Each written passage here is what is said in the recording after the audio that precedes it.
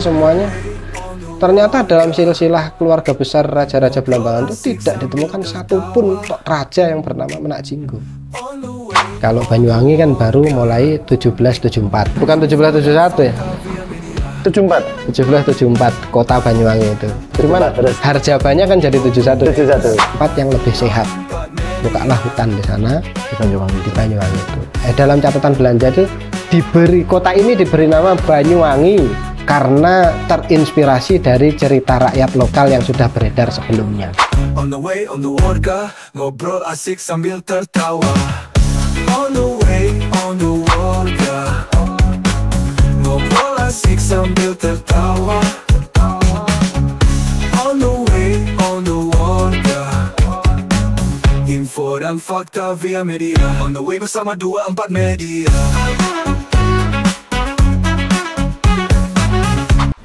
Sama sertifikat ini kan tidak mas? Ini saya acara 2018an. Yo macam-macam kegiatan ini. Ini sertifikat apa? Sebagai buku apa? Pemateri. Oh pemateri. Loh. Seminar, webinar. Tapi ini Banyuwangi sering? Iya ada. Oh gak sering. Maksudku saya orang enak mau kampus di Banyuwangi kota itu belas sama sekali belum ada. Untuk seminar. Malah sing luar Banyuwangi, Jember, Malang ngono ku enek. Berarti Banyuwangi ki gak terlalu tertarik ambil dunia sejarah?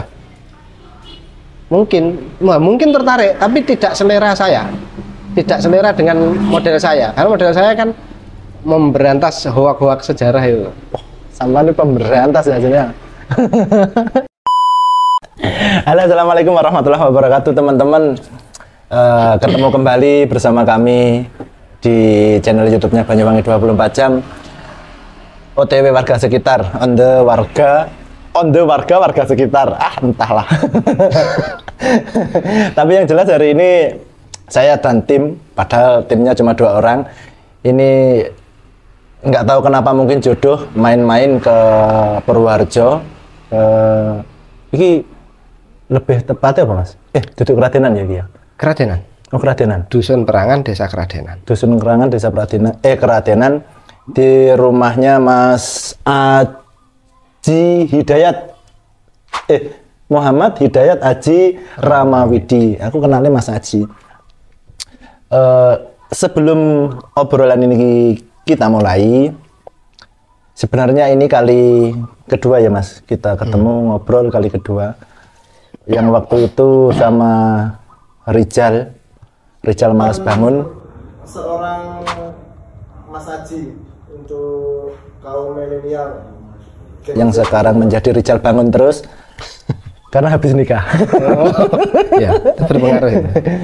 Karena ya 1, 2, 3, 4, 5, 6 banyak sekali problem, akhirnya videonya nggak bisa tayang. Dan hari ini berkesempatan lagi ngobrol sama Mas Aji di rumah beliau, di istana beliau di Keradenan. Yang mungkin teman-teman ini banyak yang nggak make sure nih Mas Aji. Seorang Aji ini kan dengan template seorang sejarawan.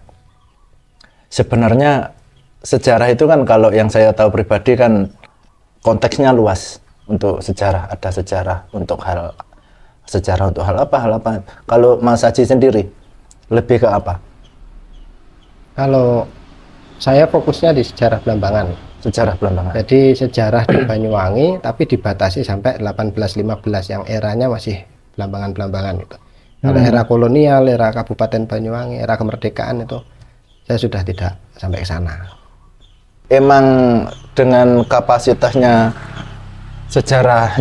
ilmu sejarahnya Mas Aji sendiri yang membatasi atau emang nggak mau tahu, fokusnya di situ gitu loh.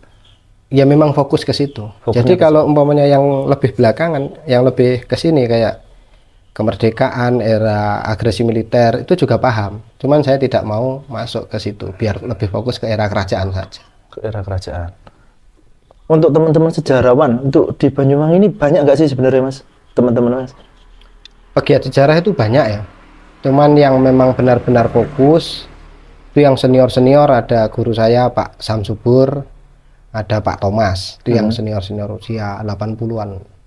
Terus kemudian yang seangkatan mungkin Mas Munawir, terus saya. Jadi generasi barunya itu gitu. Berarti sampean termasuk muda ya kalau di dunia Iya, sejarah? bisa dianggap masih termasuk yang, karena nggak ada yang generasi yang lebih muda dari saya belum muncul gitu. Ada Mas. Ada. Iya, ada. Di belakang kamera ini ada orangnya. Dan benar, si paling sejarah itu. Si paling sejarah. Soal introvert ya dia Mas. Terus lah, masalah sejarah Mas. Ini pertanyaan host banget ini kayaknya. Mulainya tertarik di dunia sejarah, di dunia sejarawan atau mungkin sebelum menjadi seorang Mas Haji yang mungkin sekarang dikenal sebagai seorang penulis sejarah. Saya bisa mengatakan seperti itu dong Mas ya, dengan buku-bukunya Mas Haji. Awal mulanya Mas tertarik di dunia sejarah itu kayak gimana? Awal mulanya itu? Ada dua hal yang awalnya membuat saya tertarik ini. Jadi yang pertama sejarah masuknya Islam ke Jawa itu. Awal mulanya itu? Ya, karena di situ kan disebutkan kerajaan Demak menghancurkan kerajaan Majapahit. Iya. Anak-anak Raden Patah melawan bapaknya yaitu Brawijaya. Itu mengusik saya itu. Katanya Islam disebarkan dengan damai. Kok bisa disebarkan dengan perang gitu. Dalam sejarah itu kan Demak menyerang Majapahit kan. Iya. Jadi anak melawan bapaknya ini durhaka juga ini. Durhaka. Saya terus mencari tahu. Emang benar seperti itu kah? Ternyata setelah diteliti bukan hanya saya, banyak orang yang juga melakukan hal yang sama. Ternyata hancurnya Majapahit itu karena serangan Girindrawardhana dari Kediri. Jadi Majapahit itu dihancurkan oleh Kediri. Jadi bukan oleh Demak. Malah Kediri ya? Iya, terus baru kemudian Demak yang menghancurkan Kediri, membalaskan. Dengan maksud lain, ya memang rebutan kekuasaan itu kan tidak melihat agamanya kan. Buktinya itu tadi Majapahit Hindu Buddha juga dihancurkan oleh Kediri yang juga Hindu Buddha. Jadi bukan masalah Islam menghancurkan Hindu Buddha, enggak. Jadi kalau persaingan politik nggak peduli agamanya apa. Jadi dari situ, satu pertanyaan terjawab bahwa ternyata bukan dengan pedang lah Islam disebarkan, tapi memang karena kontestasi politik era itu ya memang dengan cara seperti itu. Nah itu jawaban-jawaban semacam itu pertama kali mengetahui atau mempelajari kapan itu? Usia berapa? Itu 2000, saya mulai membaca sejarah, senang sejarah itu memang sejak kecil ya. Cuman kalau mau memfokuskan di bidang sejarah itu mulai 2012. Jadi belum lama kan, sekitar 12 tahun. Kok bisa 12 tahun? 2012. Oh iya. Saya kira 2025 mean Mas. Berarti hampir 13 tahun. Hampir 13 tahun. Jadi itu yang pertama tadi ya. Yang kedua, karena saya orang Banyuwangi, kita orang Banyuwangi. Terus ada Raja Belambangan Menak Jinggo. Terus kemudian ada Maulana Ishak menyebarkan Islam ke sini, punya anak Sunan Giri dibuang. Nah, itu kan mengusik. Emang bener kah Raja Belambangan tuh harus pincang, berwajah jelek begini dengan aktor yang bernama Menak Jinggo itu bener kah? Nah, saya cari-cari ke referensi yang lain semuanya. Ternyata dalam silsilah keluarga besar Raja-Raja Belambangan itu tidak ditemukan satupun raja yang bernama Menak Jinggo. Terus kenapa untuk masyarakat luar di Banyuwangi ini menganggap itu ada? Mungkin ada alasannya atau gimana? Jadi poinnya dari situ tadi, maksud saya kan pertanyaan tadi kan dua hal, apa yang membuat saya tertarik? Yang tertarik itu tadi untuk mencari ya benarkah Demak yang menghancurkan Majapahit, di sisi yang lain benarkah ada Raja Belambangan bernama Menak Jinggo dengan segala negatifnya itu. Nah itu saya baca nggak ada Raja Belambangan bernama Menak Jinggo. Nah terus adanya dari mana Menak Jinggo itu? Dari folklore, dari cerita rakyat, terus dari legenda yang ditampilkan dalam Janger. Ya, apakah berarti Janger salah? Tidak, itu kan unsur kesenian. Oh iya. Sedangkan kita membahas unsur kesejarahan. Jadi Menak Jinggo itu benar, Raja Belambangan benar di dalam dunia seni. Di dalam dunia seni. Iya kan? Tapi kalau di dalam dunia sejarah tidak ada yang bernama Menak Jinggo. Jadi dua-duanya itu kebenaran di versinya masing-masing. Tapi kalau untuk seorang sejarah ya menganggapnya itu hanya sekedar bisa dikatakan mitos nggak sih? Mitos yang dibuat seni atau cerita yang dibuat seni. Gimana? Iya, bisa seperti itu ya, lebih ke situ.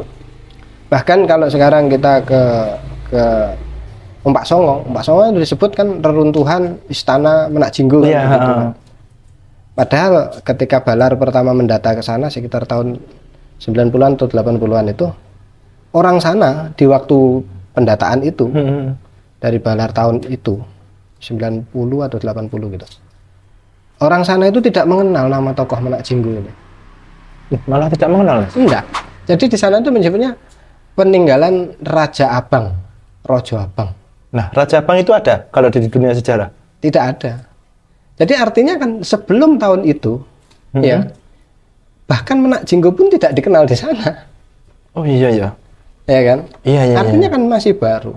Nah, setelah saya baca-baca juga munculnya masyarakat Banyuwangi ini mengenal Agung Wilis, Tawangalun, Rempok Jogopati. Ini belum lama, Mas. Sekitar tahun 90-an, 92, 93, 94, atau sebelum itu berarti mulai 83, 84. Sebelum itu Tawangalun itu tidak dikenal, Agung Wilis nggak dikenal, Rempok nggak dikenal. Tapi padahal nama-nama atau sosok-sosok tersebut yang lebih dinyatakan ada di dalam dunia sejarah. Padahal itu nyata di dunia sejarah.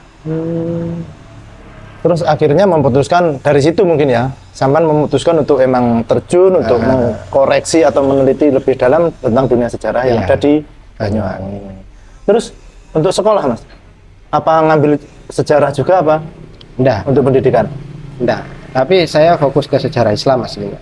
Sejarah Islam. Nah, ya kan kalau metodenya atau lainnya kan sama kan, sedikit banyaknya sama. Cuman karena fokusnya ke historiografi Islam. Nah, terus diterapkan dalam sejarah Belambangan kan sedikit banyak, kalau masalah teori kan sama. Oh iya ya. Tapi kalau menurut sudut pandang Mas Haji sendiri, sebetapa menariknya ini konteks yang untuk diulik di wilayah Banyuwangi sendiri ini di bidang sejarah lah ya, Mas. Seberapa menariknya gitu loh? Sebenarnya menarik ya kalau sejarah di Banyuwangi itu, karena ada poin tuh seperti ini. Ini dari dosen sejarah UGM. Beliau mengatakan dari tim Balar kalau nggak salah dulu juga yang mengatakan itu. Kalau peninggalan sejarah di Trowulan, di Jogja, di tempat lain itu 1, 2 meter, 3 meter digali, Mas. Ya, ekskavasi peninggalan sejarah. Di Banyuwangi itu terhampar di permukaan tanah, tidak diperhatikan.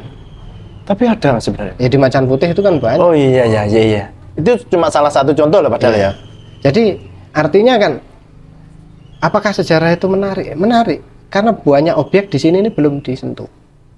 Ya, baik secara arkeologi maupun secara sejarah ataupun budaya. Ya mungkin pemerintah sudah melakukan hal-hal untuk mengangkat atau menyelamatkan itu dengan adanya museum Belambangan, dengan adanya museum desa dan tapi yang ada di lapangan itu masih jauh lebih banyak yang belum tersentuh. Jadi sejarah itu sejauh ini menarik karena masih luas sekali. Terus konteks-konteks yang membuat ini nggak tahu ya, Mas, apa emang saya sendiri kurang tertarik di dunia sejarah atau gimana. Cuman kalau sudut pandang saya pribadi itu era sekarang, terutama era-era milenial ke Gen Z lah, itu kan lebih tidak peduli lah untuk ke bidang sejarah atau mengulik sejarah-sejarah bahkan di tempat kita lahir gitu loh, Mas. Hal-hal semacam kayak tidak maunya membuka buku dan lain-lain, kemajuan zaman lewat gadget. Apa ada hal-hal lain yang membuat teman-teman ini kayak sejarah nggak penting lah gitu loh, Mas? Iya, sebenarnya minat sejarah itu ada ya, cuman kadang malas membaca. Kalau dibikin konten YouTube itu rame kok, Mas, konten-konten sejarah. Nah, kenapa sampai nggak buat konten YouTube? Tidak ada timnya. Nggak ada timnya.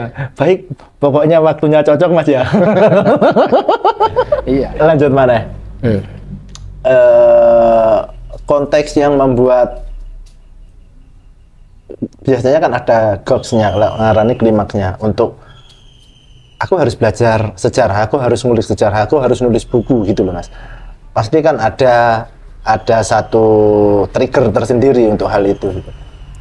Itu pertama kali mengeluarkan buku di tahun 2000, buku sejarah ya? Ya. 2017. 2017. Tapi 2017. sebelum itu emang Saya bikin buku-buku yang lain dulu kan, bikin buku apa kayak motivasi, terus novel-novel remaja, cinta-cintaan kayak gitu itu.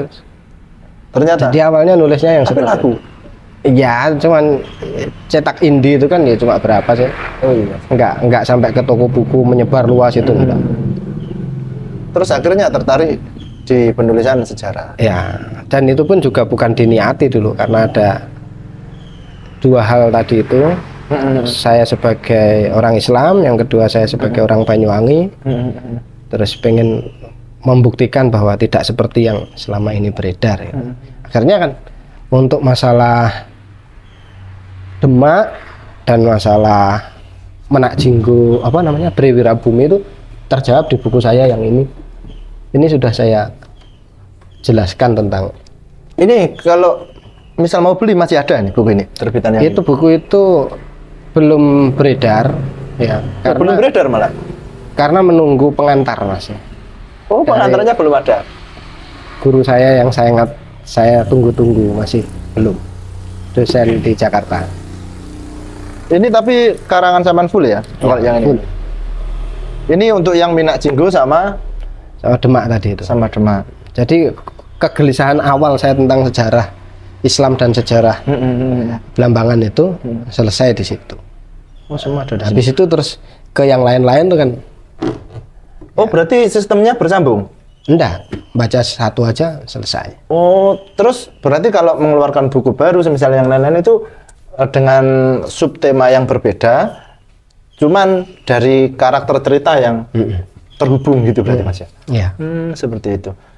Terus kalau boleh tahu nih Mas, kalau di dunia sejarawan, semisal kayak contoh Banyuwangi ini ada hal semacam ini kalau di sejarah, atau contoh sosok A atau sosok B lah. Tapi untuk warga secara luas Banyuwangi itu emang lebih nggak tahu gitu kalau ada hal-hal seperti itu gitu loh. Itu ada nggak sih? Ya, banyak.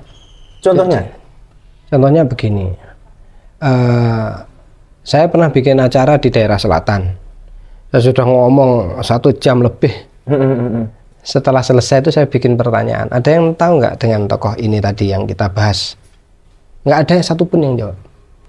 Artinya saya kan ngomong. Iya. Ya, jadi masyarakat kita itu tidak mengenal tokoh-tokohnya, mungkin mengenal tokoh lain atau dari luar daerah atau tokoh luar negeri, pahlawan-pahlawan asing, tapi kita tidak mengenal tokoh kita sendiri. Padahal Banyuwangi pernah mengajukan Agung Wilis, Rempek, dan Sayuwit sebagai pahlawan nasional. Bagaimana masyarakat kita sendiri ternyata tidak mengenal tokoh-tokoh itu. Jadi Agung Wilis di selatan nggak ada yang tahu, terus kemudian kita lihat ke Tembok Rejo itu ada RTH Untung Suropati Yang di Utara Lampu Merah? ya. Ada RTH Petaman itu, RTH Untung Suropati lah ya. Padahal tokoh Raja Belambangan dari sana itu Prabu Danurejo, Prabu Danuningrat, masyarakat nggak ada yang tahu, ya kan? Kita kenal stadion kita bernama Diponegoro. Iya. Padahal tokoh kita Tawangalo, tokoh kita Agung Wilis, itu kan belum terabadikan sebagai ikon-ikon publik seperti itu. Itu dengan ada nggak tapi alasannya kenapa kok lebih bisa katakan tersisih lah ya, nama-nama itu ada alasannya nggak? Ya karena tadi itu yang bukan hanya masyarakat kita yang literasi sejarahnya masih minim, tapi pengambil kebijakan juga kan mungkin belum mengenal tokoh-tokoh. Iya. Sehingga ketika mau memberi nama, yang tahu ya pahlawan dari daerah lain atau ya memang pahlawan nasional. ditempatkan dimanapun di Indonesia juga boleh. Cuman kan pahlawan lokal kita belum terangkat sama sekali.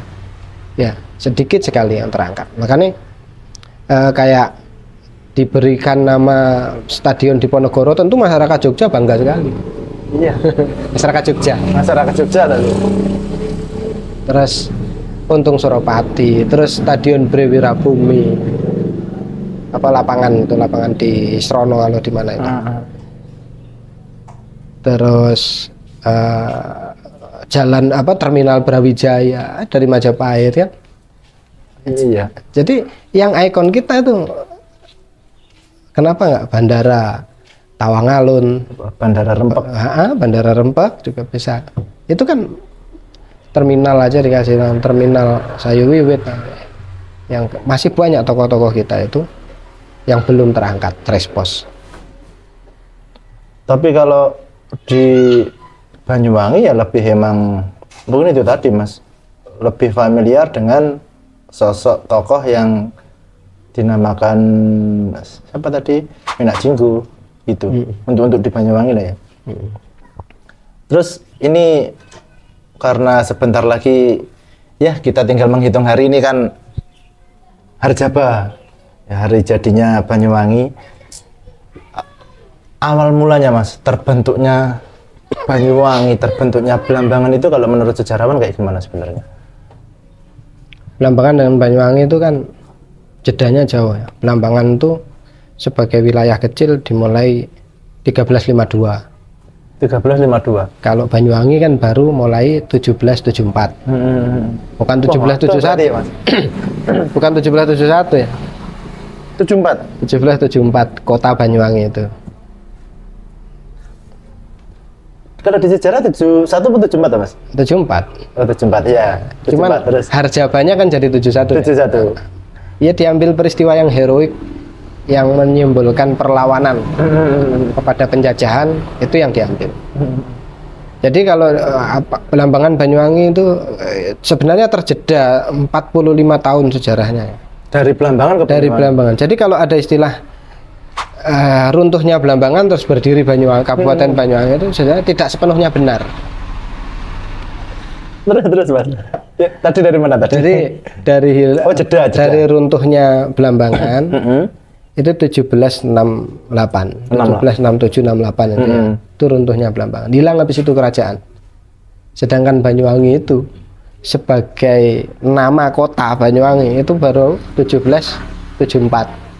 Sebagai nama kota lah itu ya. Sebagai administrasi Kabupaten Banyuwangi iya. 1811. 1811. Jadi kan ada jarak ya. Ya, dari 1768 ke 1811 itu kan ada jarak. Iya kan? Jauh loh Mas itu jaraknya. Iya, yang ini Banyuwangi, yang ini Blambangan. Pertanyaannya, yang tengah ini apa namanya? Yang tengah itu Kalistyle kayaknya. Jadi antara hilangnya kerajaan Blambangan sampai munculnya Kabupaten Banyuwangi itu ada jeda. Terus selama itu Mas, itu loh Mas pertanyaan. Nah, itu namanya di sini itu apa dulu? Kalau di sejarah ada nggak? Ada. Apa namanya? Namanya Kabupaten Kasepuan Blambangan Wetan. Kabupaten Kasepuan Blambangan Wetan. Itu berarti selama jeda itu berapa tahun berarti? Sekitar 45 tahunan. Berarti Banyuwangi selama 45 tahun itu memiliki nama Kabupaten Kasepuan Blambangan Wetan. Blambangan. Karena kerajaan Blambangan itu kan setelah ditaklukkan VOC dibelah jadi dua. Iya. Yang timurnya Gunung Raung menjadi Kasepuan Blambangan Wetan, yang baratnya Gunung Raung menjadi Kanoman Blambangan Kulon. Blambangan Kulon. Yang kemudian dipecah-pecah lagi menjadi Jember, Bondowoso, Situbondo itu. Berarti Besuki itu Blambangan ya? Iya. Hingga menjadi sebuah kabupaten kota dengan nama Banyuwangi, itu ada hal-hal yang menarik nggak untuk dibahas dari Blambangan sampai ke Banyuwangi kalau menurut dunia sejarah? Jadi seperti begini, tadi yang saya bilang selama 45 tahun itu, kalau yang Blambangan itu kan eranya raja-raja ya. Iya. Yang kabupaten eranya bupati-bupati. Iya. Nah, di masa jeda ini yang mimpin siapa kan gitu kan. Jadi setelah kerajaan itu udah ada, ini ada bupati-bupati yang Tumenggung yang di bawah VOC itu ya. Itu ada 5 bupati. Selama 45 tahun itu. 45 tahun itu. Jadi mulai dari Bagus Sutanegara, terus digantikan ke Mas Tumenggung Kertanegara, terus digantikan Jaksa Negara. Jaksa Negara. Ya. Baru kemudian itu Mas Alit. Ibu kota dipindahkan ke Banyuwangi. Yang dari kalau nggak salah Benculuk ya dulu ya. Ya. Benculuk ya? Ya, Mas Alit di Benculuk. VOC di Muncar, di Belambangan Muncar. Jadi yang pindah ke Banyuwangi kota itu dua-duanya, Benculuk pindah ke sana, Muncar pindah ke sana. Selama ini yang dipahami oleh masyarakat itu ibu kota dari Muncar pindah ke Banyuwangi. Iya, aku pun nangkepnya seperti itu, Mas. Yang Benculuk tidak pernah disebut. Jarang sih, tapi beberapa kali denger lah. Ya. Ya itu baru beberapa waktu ini kan ketika saya bikin buku yang Benculuk itu, kemudian saya posting, baru orang-orang tuh melihat, oh berarti pernah di Benculuk. Ini pernah di Benculuk. Jadi sebelum itu Benculuk tidak pernah dianggap sebagai bekas ibu kota. Oke, baik teman-teman para warga. Sorry tadi kejeda sedikit karena masih azan dan saya juga harus mengimami sholat di depan. Diguyu. Saya coba untuk percaya dulu. Kok sulit ya? Hati saya mengucapkan tapi hati saya juga tidak percaya. Ya enggak lah, aku enggak sengen aku ya. Lanjut ke topik yang tadi. Tadi kan obrolan masalah jeda antara kerajaan, era kerajaan ke era kabupaten Banyuwangi. Nah, selama jeda 45 tahun diisi dengan 5 kepemimpinan yang berbeda. Tapi kalau ya ini kembali lagi Mas, kita ngobrol masalah Harjaba. Sebenarnya gimana Mas? Rentetannya gimana itu Mas sebenarnya? Jadi setelah kerajaan itu dihapus, monarki kerajaan itu dihapus oleh VOC 31 Maret 1767. Kemudian terjadi perlawanan Pangeran Agung Wilis ya, raja terakhir sampai 1768. Nah, setelah itu benar-benar hilang kerajaan itu. Kemudian ditunjuklah bupati pertama Bagus Anom Kalungkung. Dia menjabat kira-kira ya 1 tahunan lah. Oh, 1. Karena dia terlibat dalam perang Wilis, mendukung Wilis. Oh, mendukung Wilis. Terus diganti Sutanegara. Yang kedua Sutanegara. Sutanegara menjabat 68 sampai 70 mungkin. 68 sampai 70, 3 tahunan lah. Terus ketika ternyata Sutanegara itu terindikasi juga akan melakukan pemberontakan melawan VOC. Tapi belum sampai terjadi pemberontakan, Sutanegaranya sudah ditangkap. Tapi sudah deklarasi kalau mau melakukan pemberontakan. Sedang menghimpun. Oh iya, membuat circle ya. Ternyata anak buahnya yang diajak untuk melawan tuh ada yang berkhianat dan lapor ke VOC-nya. Akhirnya Sutanegara ditangkap, dibuang ke Sri Lanka. Ke Sri Lanka? Ya. Terus kemudian digantikan oleh yang ketiga itu wakilnya Sutanegara ini, namanya Jaksa Negara.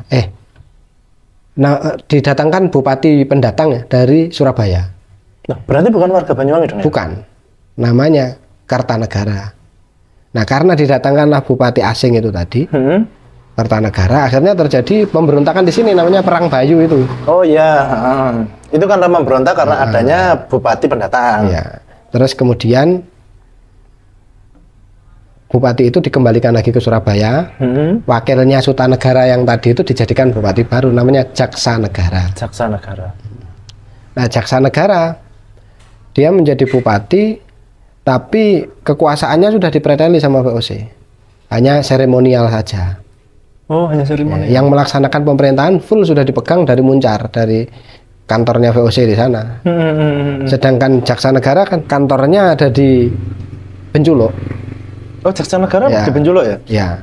Maka dia tidak, kalau mau ke Muncar kan juga jauh, kebijakan dibuat dari sana, dia cuma bupati tertulis saja. Kemudian Jaksa Negara diberhentikan, ketika ada rekom dari Batavia untuk mengangkat Mas Alit, Jaksa Negara itu sudah gak punya kekuasaan apapun sudah, tapi masih tertulis sebagai Bupati. Ketika dia diberhentikan minta bagian jasa-jasanya mengabdi kepada VOC, terus dia dapat tanah di Cengkal Sewu Pasuruan. Loh, malah di Pasuruan dapatnya ya? Ya kan tanah di jajahan VOC semua. Kalau dia dibiarkan tetap di sini, dikhawatirkan nanti menghimpun kekuasaan, menghimpun kekuatan untuk melawan lagi, Untuk memberontak. Nah, jadi sebelum itu ya dia dijauhkan. Terus pindahlah dia ke sana. Terus Mas Alit datang ke sini, dilantik di Muncar, terus menempati bekas kediaman Jaksa Negara di Penculuk. Bentar. Mas Alit dilantik di Muncar, terus datang, ini dilantik sebagai bupati ya? Ya. Terus datang Menempati bekas kediaman di Penculuk. Di Penculuk. Waktu itu Mas Alit ditanya, kami beri 3 lokasi, sampean pilih mana? Di Lateng, Rokojampi, atau di Banyuwangi Kota, atau di satu lagi apa di Muncar tadi, atau di Penculuk gitu. Terus Mas Alit memilih kan, kayaknya tetap di Penculuk, tapi dari Gubernur Jenderal Van der Para di Batavia, jangan jauh-jauh dari pusat VOC. Nah, sedangkan VOC pusatnya di Muncar. Kalau jauh-jauh nanti mengimpun kekuatan sulit dipantau kan. Habis itu jadi ketika VOC pindah ke Banyuwangi, Mas Alit diajak sekalian ke sana. Ke Banyuwangi. Akhirnya menempat di Banyuwangi. Ya. Tapi kan jaraknya itu harus jarak aman loh. Pendopo bupati itu jaraknya dalam jangkauan meriam dari kantor VOC di sekarang jadi Kodim sama Gedung Wanita. Oh iya. Jadi di situ malah ya. Jaraknya itu dalam jangkauan meriam VOC. Jangan terlalu jauh. Sekali macam-macam, sekali tembak, selesai. Iya ya. Macam-macam lah. Jadi itu makanya terus yang pindah itu ya dari Muncar VOC-nya pindah ke Banyuwangi. Dari Penculuk Mas Alitnya pindah ke Banyuwangi. Itu bukan dari Muncar semua Mas Alit di Muncar enggak. Walaupun mungkin beberapa teman-teman para warga di rumah ini tahunya ya dari Muncar pindah ke Banyuwangi gitu. Nah itu 21 November 1774. 21 November. Itu kok pindahannya apa? Pindahnya. Terus hingga akhirnya dijadikan makanya kan kabupaten. Makanya kan ada klausul bahwa tanggal ini lebih cocok, ya kan? Dijadikan hari jadi karena pas Banyuwangi berperan sebagai pusat pemerintahan, ya kan? Iya. Ada yang usul seperti itu. Namun usul itu juga kalah dengan suara mayoritas waktu 95 penetapan Harjaba itu, sehingga usul itu tidak terdengar lagi sampai sekarang. Itu pun beda tafsir ya antara Pak Margana dengan Pak Made Sujana. Yang satu menyebut tanggal 21, yang satu menyebut tanggal 24 kalau nggak salah. Proses perpindahan ibu kota itu tadi. Nah, kalau itu tentang penggunaan kota Banyuwangi sebagai pusat pemerintahan. Tapi nama kabupatennya masih Kabupaten Blambangan Timur atau Kabupaten Blambangan. Waktu pemerintahan di Banyuwangi itu. Bahkan Mas Alit meninggal itu ditulis dalam berita Belanda itu meninggalnya itu disebut telah meninggal Bupati Kasepuan Blambangan Timur, bukan Bupati Banyuwangi. Bupati Kasepuan. Bupati Blambangan Timur. Bupati Blambangan Wetan. Oh iya. Jadi di laporan Belanda itu beliau sampai meninggal itu masih tertulis sebagai Bupati Blambangan Timur. Bupati Blambangan Timur. Nah, terus terbentuknya nama kota Banyuwangi ini sendiri. Nama kabupaten ya? Nama kabupaten sendiri. Saya awalnya tertarik dengan peta-peta kuno. Di dalam peta-peta kuno itu masih disebutkan nama Blambangan atau Balamboan gitu namanya ya kalau lama. Terus baru sekitar 1811, 1812 itu namanya berubah jadi Regenskap Banyuwangi. Kok Regenskap? Ya, jadi artinya sejak 1811, 1812 itu barulah disebut sebagai Kabupaten Banyuwangi. Sebelum itu masih Kabupaten Blambangan Timur atau Kabupaten Blambangan gitu. Sampai tanggal berapa itu tadi? Kalau tanggalnya lupa saya, ada di catatan. Ya, perubahannya itu. Perubahannya. Saya sudah menemukan tanggal itu dari teman yang mencari. Itu bukan ketetapan loh ya. Jadi bukan dibuatkan ketetapan bahwa mulai tanggal sekian nama Kabupaten Blambangan Timur diubah menjadi Kabupaten Banyuwangi. Enggak. Itu memang ada kebijakan. Waktu itu penjajahnya sudah Inggris. Oh, beda lagi. Bukan Belanda, bukan VOC. Bukan VOC tadi. Sudah penjajahan kan penjajahan VOC diakhiri dengan masuknya Perancis, Belanda Perancis itu Republik Batavia.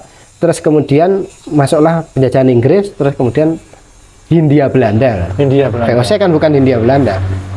Ya, dua hal yang berbeda. Jadi ketika Blambangan, Kabupaten Blambangan berubah menjadi Kabupaten Banyuwangi, itu eranya penjajahan Inggris 1811, 1812 sekitar itu. Jadi semua dokumen, surat menyurat, kop, stempel, logo kabupaten, terus peta semuanya sudah tertulis Banjoewangi. Banjoewangi. Petanya juga seperti itu. Sejak kebijakannya di 1811, 1812 itu sudah hampir semuanya sudah berubah. Sudah berubah menjadi Banyuwangi. Banyuwangi. Terus yang memberi nama Banyuwangi sendiri ditemukan juga. Jadi nanti kalau dihubungkan ya, ini saya ada kalau dihubungkan antara legenda Sri Tanjung, nah itu dengan dengan kota Banyuwangi, itu mungkin belum sepenuhnya pas. Karena legenda Sri Tanjung itu semua bukti tertuanya ada di luar Banyuwangi. Ya. Arkeologisnya di luar Banyuwangi. Gapura Candi Bajang Ratu ya, di Bajang Ratu Trowulan. Di Mojokerto. Oh, di Mojokerto. Terus Candi Surawono Kediri. Terus di Candi Jabung Probolinggo. Jadi tidak ada di Banyuwangi loh. Ya, arkeologinya itu. Terus kemudian muncul lontar atau serat Sri Tanjung itu. Yang menceritakan itu belakangan tuh 1800-an itu. Sedangkan candi-candi itu 1300. 1800, 1300, 400 tahun. Jauh kan? Dan cerita Sri Tanjung itu kan cerita ruwat. Iya, cerita ruwat benar. Bahwa kebaikan melawan kejahatan, terus kemudian Sri Tanjung meninggal, terus kemudian dihidupkan lagi oleh Dewi Uma. Terus kemudian makanya Pak Aekanu guru saya mengatakan membuat buku judulnya Sri Tanjung Hidup Kembali.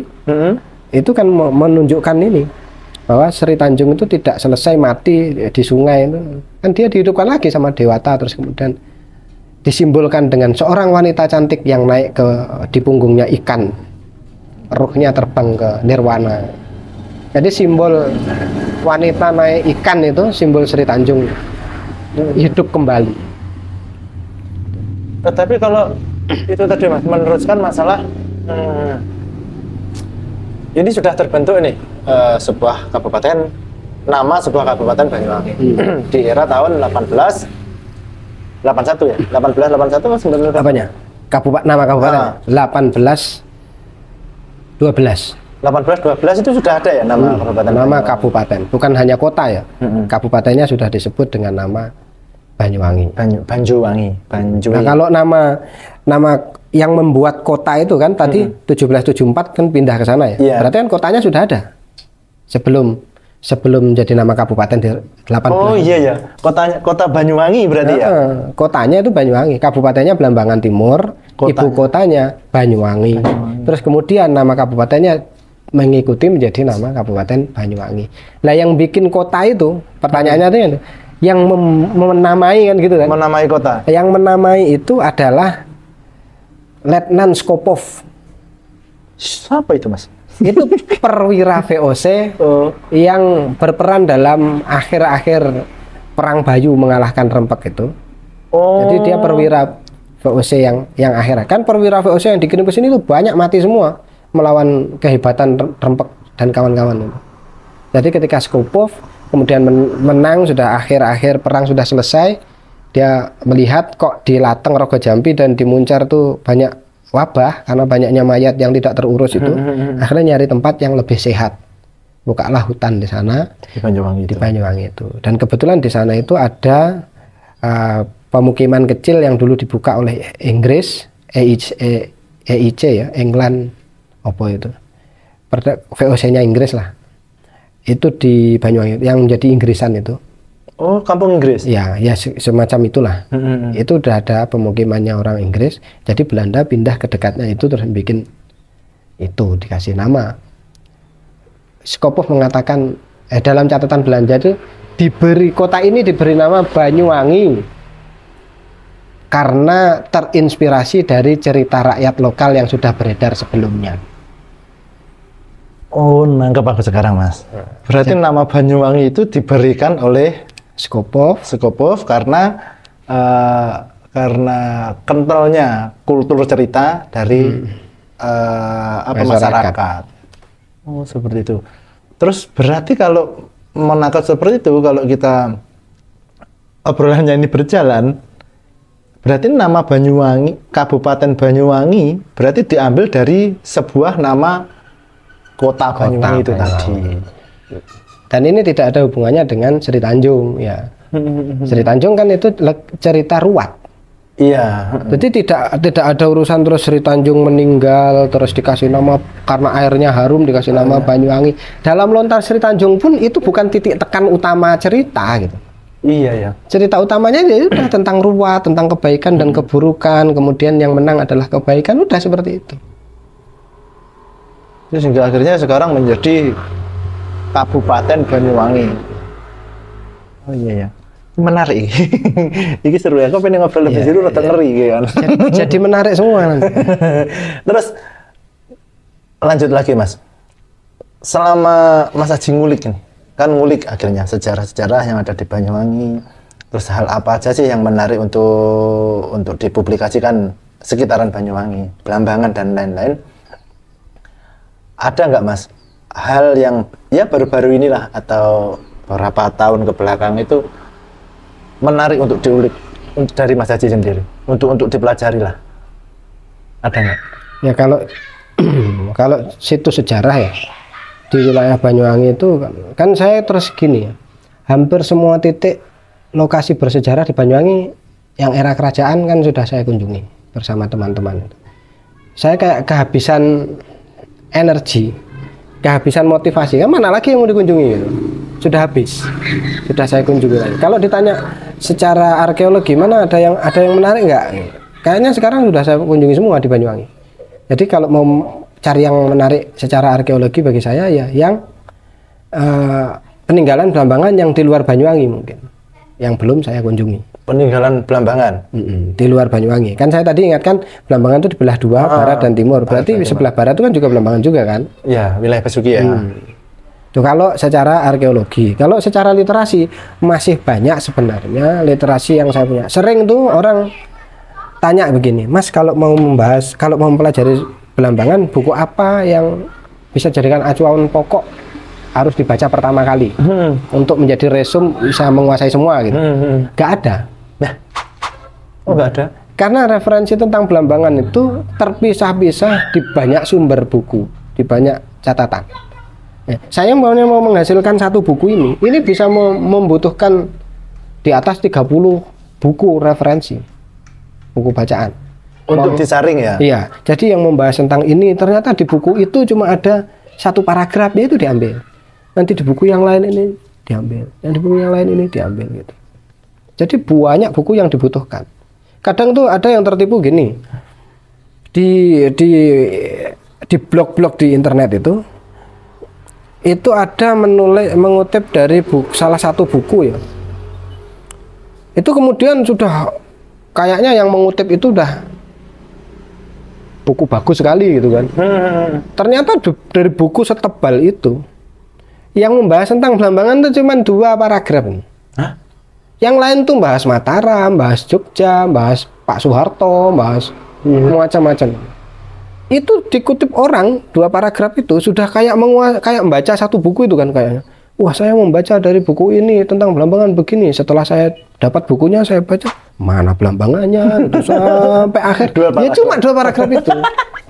Nah kalau umpamanya saya merekomendasikan orang, kamu baca buku ini aja, ya kan menemukan kekecewaan seperti saya, ya kan, nggak ketemu apa-apa di situ, kecuali ya itu tadi. Padahal di buku itu, yang data 2 paragraf itu di buku lain banyak yang mengutip hal itu juga. Sama. Ya kan referensi utamanya Belambangan tuh yang era penjajahan VOC kan Opkon. Ada bukunya di sana. Opkon, terus yang tentang era yang tentang sejarah lokalnya dari Babat Belambangan yang diterjemahkan oleh Winarsih. Itu referensi utamanya. Kalau yang lain-lain ya itu sepenggal sedikit-sedikit itu. Saya himpun, saya kumpulkan, setiap kali selesai satu tema saya cetak jadi buku, terus kemudian ada teman-teman yang membutuhkan ya gitu. Kalau ditanya yang langsung satu utuh dari Belambangan berdiri sampai Belambangan habis, nggak ada. Belum ada, mungkin sampai nanti yang bikin. Baik. Atau sejarawan kita yang paling yang paling sejarah itu. Si paling sejarah. Terus ini kembali lagi ke jalur utama, Mas. Lah, sampean tadi bercerita tentang ada kok tanggal sekian itu. Tanggalnya ini 23 September. 23 September. Nama Kabupaten Banyuwangi. Iya, 1811. Padahal kan itu kan nama kabupaten. Sedangkan kalau nama kotanya menjadi sebuah kota, itu kan juga ada tanggal berapa, Mas? Yang kota tadi. Yang kota ya. Tanggal 21 November 74. November 74. Ya. Terus untuk sekarang menjadi tanggal 18 Desember untuk menjadi Harjaba. Ulasannya dari mana? Masuk ini. Ya itu tadi ya, yang wacana menentukan Harjaba itu pertama kali muncul tahun 1983-84. Wacananya. Ya. Jadi isu untuk mencari hari jadi itu sudah dimulai di situ. Dan itulah yang saya sebut dengan tahun titik baliknya orang Banyuwangi mencari tentang jati diri sejarah mereka masing-masing. Ya. Mencari sejarahnya Banyuwangi. Sebelum itu orang bahkan tidak mengenal Tawangalun, orang tidak mengenal Rempek, orang tidak mengenal sebelum 1983 itu. 1983. Yang mengenal mungkin ya peneliti sejarah atau yang masyarakat umum itu tidak tahu. Mayoritas tidak tahu. Baru setelah itu kan ada seminar-seminar di Untak, di DPRD, yang mencari hari jadi ini, mendatangkan tokoh-tokoh dari peneliti-peneliti dari Jogja, dari Jakarta dan lain sebagainya, dari Bali, sehingga bacaan tentang hari jadi, sejarah Banyuwangi, sejarah Belambangan tuh ditulis oleh para pakar itu waktu itu. Akhirnya masyarakat tahu, oh ini. Itu mulai muncul dari situ. Dari 83 menuju ke 93 itu sudah 10 tahun. Ya. Oh iya. Baru diadakan lagi di sekitar 93-94. Itu sarasehan, seminar, lain sebagainya. Terus prosesnya untuk penetapan itu sendiri? Itu terjadi di 95, di DPRD itu ada banyak tim ya. Ada tim permusiuman, ada tim Dewan Kesenian Belambangan, ada tim hari jadi, ada tim penulis buku Selayang Pandang Kabupaten Banyuwangi, ada tim Dewan Harian Cabang 45, ada tim banyak, masing-masing punya usulan tanggal. Ada yang mengusulkan 7 Desember 1773 pengangkat resolusinya, rekomendasi penunjukan Mas Alit. Ada yang mengajukan tanggal Februari pelantikan Mas Alit. Ada yang mengajukan tentang perpindahan dari Muncar ke Banyuwangi. Ada yang mengajukan, bahkan yang paling tua mengajukan tanggal kehadiran Ki Gede Banyuwangi ke Demak tahun 15 berapa ya? Kok cerita kok gede barang, Mas? Ya itu. Semua yang kira-kira bisa dipakai itu diajukan. Nah, ada usul yang menurut saya menarik, itu usulannya Pak Samsubur. Jadi usulannya Pak Samsubur itu 23 Februari 1652. 1652 itu tanggal merdekanya Belambangan dari Mataram. Itu malah menarik, Mas. Menurut saya itu menarik. Iya, menarik. Jadi itu terus kemudian tanggal 20-21 November pindahnya ibu kota, itu juga menarik karena Banyuwangi pertama menjadi pusat pemerintahan. Kalau jadi hari jadi Banyuwangi kan benar kan? Kalau yang punya Pak Samsubur tadi menarik karena unsur sejarahnya menarik. Tapi kalau jadi hari jadi Banyuwangi kayaknya lebih tepat hari jadi Belambangan gitu aja itu. Ya kan merdekanya Belambangan dari Mataram kan. Nah jadi ada banyak usulan waktu itu. Sehingga akhirnya mengerucut menjadi dua, yaitu tanggal 7 Desember dan tanggal 18 Desember. Nah, 18 itu usulannya siapa? 18 Desember itu salah satu penyokongnya adalah Dewan Harian Cabang 45, keluarga veteran, yang itu salah satu penyokongnya ya, tapi ada banyak pihak-pihak lain yang akhirnya terus karena waktu itu Orde Baru unsur-unsur penetapan hari jadi mungkin ya diambil yang heroik, patriotisme melawan kolonial. Akhirnya 18 Desember lah yang lebih masuk akal untuk ditetapkan sebagai hari jadi. Dan itu bertahan. Dan itu pun tidak sepenuhnya selesai ya. Karena nggak sepenuhnya mulus. Masih ada iya masih ada nanti belakangan kemudian muncul lagi, kenapa nggak pakai tanggal ini, kenapa nggak pakai tanggal. Rata-rata itu muncul dari orang-orang yang dulu tidak terlibat di 93-95 itu. Oh, ya. Ada mungkin orang yang baru lulus kuliah pulang ke Banyuwangi terus baca-baca, oh kok nggak pakai ini aja. Terus dia punya forum terus menyampaikan idenya. Terus ada lagi tokoh dari luar, tokoh Banyuwangi yang mungkin lama di luar terus kemudian pulang. Terus kenapa nggak pakai ini aja? Jadi andaikan mereka-mereka ini tadi termasuk saya mungkin waktu itu kalau sudah terlibat di 93-95 itu mungkin dia juga ikut menerima sudah, karena tidak terlibat prosesnya, tidak melihat alotnya sidang di itu, sehingga gitu. Ya kalau memang mau digugat, mau diprotes itu celah untuk itu kan ada saja kan. Ada. Tapi kan ya untuk apa nanti menurut saya nggak selesai. Karena ketika direvisi nanti di masa depan juga akan ada lagi orang yang akan menggugat lagi dengan referensi baru, bukti-bukti baru lagi. Malah bisa menjadi konflik nggak sih kalau seperti itu? Bisa ya? Nanti lucu, nanti ada kabupaten sebelah ya itu masang poster hari jadinya di pinggir-pinggir jalan itu beda. Di satu daerah sana, sebelah sana itu ada tulisan selamat hari jadi ke sekian, yang di lain itu selamat hari jadi ke sekian, beda usia kabupaten mereka itu. Karena ya itu tadi masing-masing punya pendapatnya dan memunculkan, kan lucu nanti kalau kayak gitu. Oh iya ya, tapi lagian kalau untuk dibuka forum dan diperdebatkan lagi masalah tanggal dan usia, ini kan sudah berjalan gitu. Iya, tapi juga berjalannya belum lama kan, 95 sampai sekarang itu kan belum lama. Oh iya ya. Ya seusiamu lah, ya.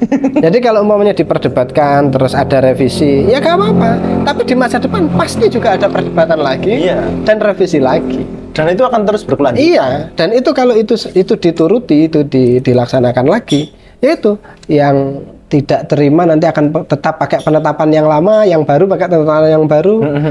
Nanti ada misalnya mungkin ya di Purwoharjo selamat hari jadi Banyuwangi ke 353, nanti di Kabat selamat hari jadi Banyuwangi ke 700, kan lucu nanti. Lagi. Jadi kalau saya secara pribadi saya menerima 18 Desember walaupun mungkin dari sisi sejarah ketika 18 Desember itu Kabupaten Banyuwangi belum ada, iya kan? Iya, kabupaten. Kalau kota Banyuwangi sudah ada. Tapi kalau umpamanya tidak 18 Desember, sulit kita nyari acara. Coba bayangkan, kita mau bikin acara hari jadi Banyuwangi, menampilkan Gandrung Sewu. Acara itu akan dikemas apa? Kalau 18 Desember kan keren, perjuangan kan ada.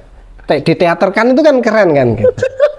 Iya, diteaterkan itu koreografinya Gandrung, koreografinya event-event yang lain itu kan 18. Iya. Kalau kita maunya pakai tanggal 21 November 74 gitu. Waktu ibu kota pindah. Itu diteaterkan di anu itu apa? Masa orang ngusung-ngusung barang gitu? Iya kan? Coba, saya belum punya bayangan. Mungkin tapi kalau seniman-seniman teman-teman mungkin punya ide. Boyongan itu pindahnya bagaimana gitu. Boyongan diteaterkan gitu. Nah iya, gitu loh, iya kan? Iya, masuk akal. Atau kunjungan ke Gede Banyuwangi ke Demak dijadikan hari jadi, terus kalau mau dibuat perayaan itu apa? Ya, umroh gitu. Mas, ayo dewe. Ziarah wali kan? Ziarah wali, sak kabupaten. Nah gitu loh. Semua nggak kabupaten ini. Makanya kan event apa namanya? Saya kok lebih merasa cocok dengan 18 Desember. 18 Desember. Mungkin orang-orang lain, teman-teman yang lain, pegiat sejarah yang lain punya referensi. Oh, saya lebih cocok. Ya monggo. Kalau mau digugat pun monggo. Iya. Gue loh, buat para warga, friend-friendku yang mungkin punya pendapat tentang Harjaba ini sebenarnya pantasnya tanggal berapa? Oh, gak usah bongkak-bongkak lah. Tulisan di kolom komentar aja. Wes lagian wes. Ya itu tadi, kalau mungkin saya pribadi alasannya sudah berjalan, dan hal yang sudah berjalan pun nggak mengganggu ABCD, kenapa harus diutik-utik lagi gitu loh Mas. Iya. Terus selebihnya Mas, setelah menjadi nama kabupaten ditetapkan sebagai nama kabupaten pada hari jadi kabupaten pada tanggal itu, ada nggak perdebatan yang makin kesini itu sifatnya makin idealisme? Ada nggak? Ya kalau perdebatan itu ada sih ya, mesti ada. Mungkin perdebatan dalam skala kecil ya, forum-forum kecil, apalagi kalau cuma di warung-warung kopi itu ya banyak. Cuman kan tidak ada dampak sama sekali. Ya, dampaknya tidak ada dan manfaatnya untuk masyarakat juga tidak ada. Seperti perdebatan kita di belakang kamera tadi lah. Iya. Kok ya disebut? Kok ya disebut nih? Jadi dampaknya itu tidak ada. Kalau cuma sekedar omongan-omongan ya bisa. Tapi untuk merubah, itu mungkin akan sulit sekali. Akan ada perdebatan lagi, akan ada. Ya saya kira itu sudah selesai lah. Kita terima dan kita jalani. Terus ngomongin masalah forum, perdebatan dan lain-lain, ada nggak komunitas-komunitas yang di Banyuwangi loh ini khususnya ya, komunitas-komunitas yang emang ada untuk sejarah yang mengulik Banyuwangi gitu, di Banyuwangi sendiri, ada nggak? Ya ada dan pernah ada sampai sekarang. Ya kalau yang sekarang tuh ya ada komunitas sejarah di Banyuwangi, yang komunitas yang berhubungan dengan saya di sini. Ini kan saya bikin yayasan Widya Blambangan ya. Oh di sini ya? Di sini. Nah di situ yang berhubungan dengan kami kan ada komunitas Bravo, Blambangan Royal Volunteer. Bravo. Ya, terus satu lagi ada komunitas historikal Banyuwangi. Banyuwangi historikal Banyuwangi lah. Iya lah. Ya jadi dua ini kan konsennya di bidang sejarah.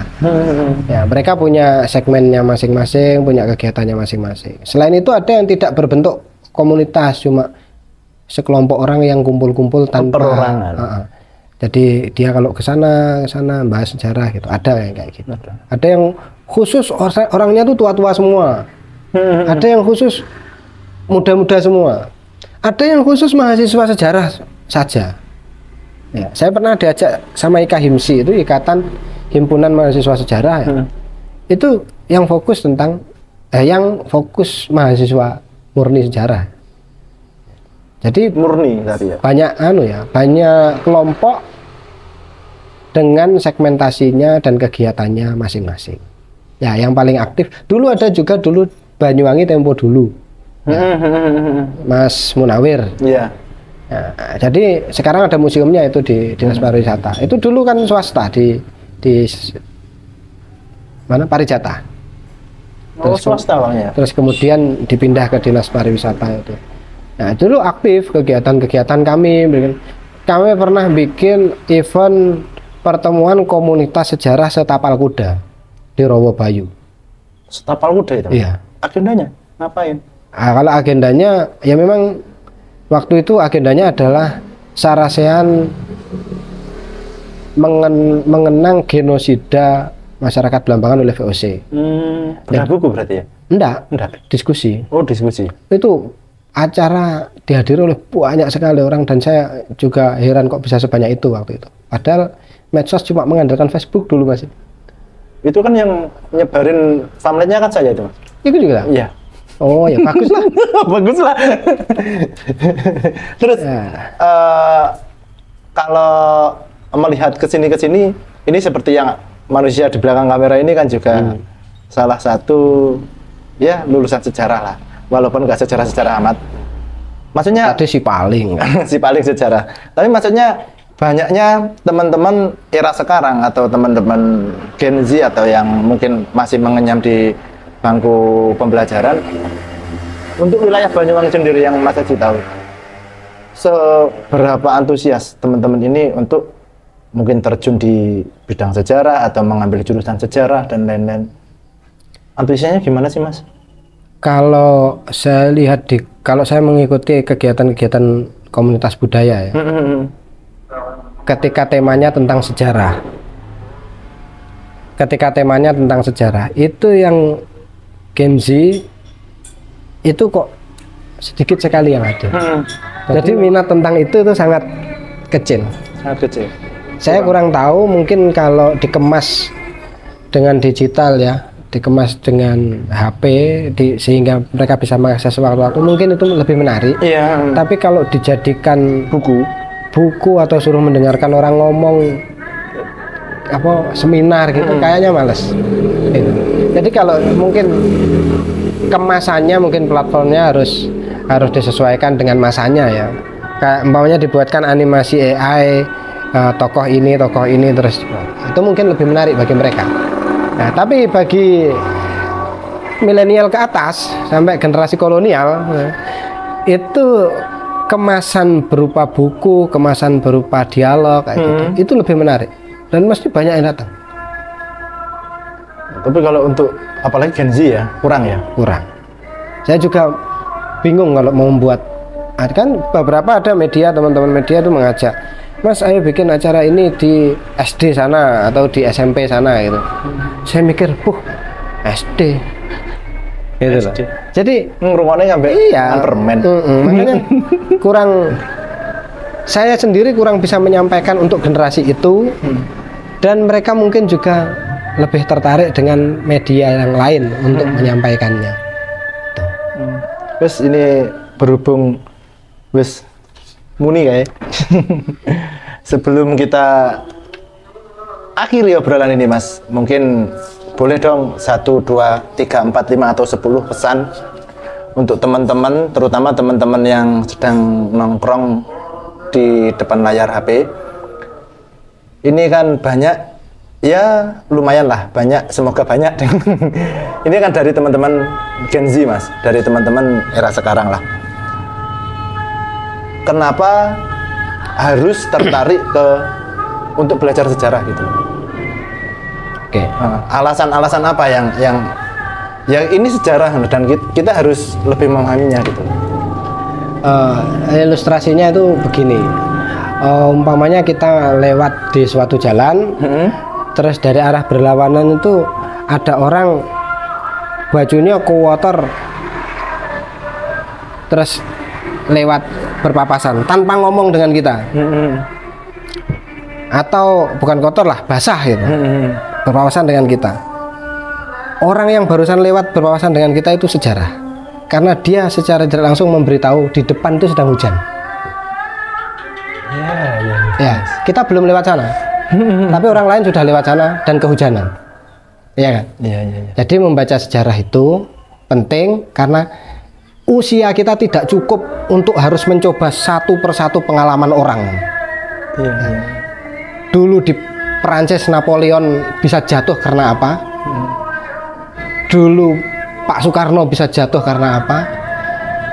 Terus kemudian Steve Jobs bisa meraih kesuksesannya itu karena apa? Itu hanya bisa kita baca, hanya bisa kita ketahui dengan membaca sejarah masing-masing. Itu dengan membaca sejarah satu buku itu menguasai satu orang, hidup satu orang, ya kan? Bahkan kalau ada buku yang isinya banyak bab, itu sudah banyak orang kita baca dalam satu buku. Jadi pentingnya sejarah karena dengan membaca sejarah itu satu kali membaca kita sudah meringkas kisah hidup, pengalaman, sosok, kepribadian, karakter, nah, semuanya dari satu orang. Maka kita bisa mengambil pelajaran tanpa harus melaluinya. Ya, cukup membaca historinya ya. Ya wis, mungkin itu saja para warga, friend-friendku di rumah. Terima kasih yang tetap setia nonton channel ini, tetap berikan dukungan kami dengan like, subscribe, dan komentar. Jangan lupa ditulis siapa lagi besok yang akan kita datangi. Dan ini sekali lagi saya tegaskan untuk teman-temanku atau friend-friendku di rumah, para warga di rumah, kalau yang mau nongkrong, nimbrung dengan kita, ngobrol dengan kita juga bisa silahkan melalui admin yang ada di komentar nanti ya, di deskripsi. Wis, mungkin itu saja. Terima kasih untuk Mas Haji sekali lagi sudah diperkenankan ngobrol namu di rumahnya, di istananya. Dan sekali lagi buat teman-teman yang mau nulis yang mau beli buku tulisan karangan Mas Haji, nanti bisa langsung DM di Instagram mungkin Mas ya. Iya. Di Instagramnya ada di sini. Biar kameranya ngedit bingung. Wes, mungkin itu saja. Terima kasih. Assalamualaikum warahmatullahi wabarakatuh. On the Warga, info dan fakta via media.